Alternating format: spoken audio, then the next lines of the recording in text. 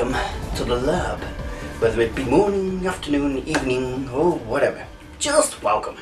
And, well, I've just had a bit of a disastrous time, so I thought I'd cheer myself up by making this video. I was doing a repair of the Game Gear, but as you can see, it's still in pieces, because it went a little bit wrong. Due to my own ineptitude, I decided to use a soldering iron, this soldering iron. But unfortunately, if you can see here, we'll tune in. Don't know if it's going to, but put my hand behind it, should help it. There we go. As you can see, the point of this soldering iron is a bit pooped, and therefore did not have the Therefore did not have the ability anymore to do fine work, and I thought I'd do it, and it ended up a bit of a tragedy. Not a tragedy I can't recover from, but a bit upsetting. Anyway, the purpose of this video is to discuss Maximum RD's new tag. Maximum RD, otherwise known as the source of all evil, because he made a tag a while ago which was just pure evil. Made us make decisions we didn't want to make. And anyway, his new tag is about backwards compatibility. He's asking, is backwards compatibility important to you? So what does he mean by backwards compatibility?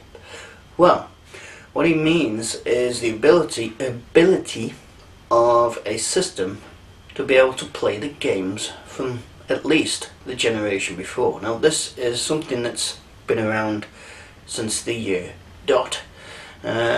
Some systems haven't offered this and have been a commercial failure because of this. Imagine the Atari 5200 was an example of one that didn't offer backwards compatibility to older systems. The 2600, hugely successful system. It didn't offer backwards compatibility to this, and that was one of the reasons for its failure, because people still wanted to play their old games in the new system. Several systems around here offer this. Obviously the Vectrex didn't do backwards compatibility because there was never a second one.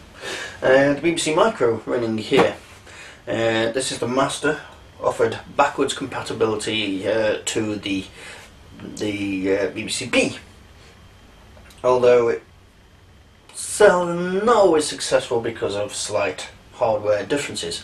Also offers compatibility with the Acorn Electron, which is up there, from the same family. So the Amigas sitting behind me, they offered it too, to different levels of success. So it's been something that's been around since the early years. Is it important to me personally? No, not really, because, well, I've got all the old systems, most of them work. So there's no need for me for a new system to play old games. One exception in here is, if I can get it out without everything collapsing, there it is, the Spectrum Plus 2. The reason being is that the little Spectrums, the 48Ks, seem to have a lot of trouble playing games off tape, whereas this works fine. And this has modes to, well, I don't know if it's emulated or uses the same hardware, but it can play the old games from the old system, so I always use this to play the games from that, because the original hardware is poop when it comes to loading tapes. So that one is important to me. But in general, no, it's not important to me because I have the old hardware. But for other people, a lot of people may not want to keep the old hardware, and but they still want to play the games. So I've just thought that in some cases a lot of people are going to be selling the old hardware to buy the new hardware, but they may keep the games, so they want to play the games in the new system. So for them it's important. The only real reason I'd use backwards compatibility is if I had like a PS2 setup and I couldn't be bothered to swap to the PS1, so I can pop a PS1 game into a PS2. Ideal. Sorted. That's why it's important. Backwards compatibility in handhelds, not really been a thing until recently, like the Atari Lynx and the Game Gear. Systems ahead of that, beyond them, don't think there were any actually.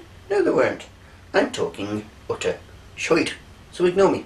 But in handhelds in general, backwards compatibility until like the Game Boy hasn't been a huge thing.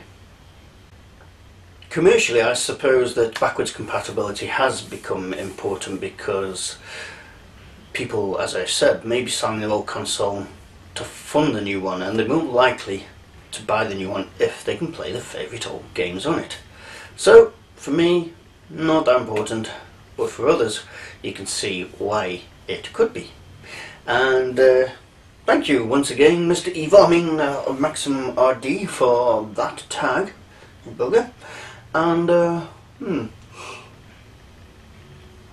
I've also acquired a nice burnt finger from my little operation earlier, so nice. And also, when I was intoxicated last night,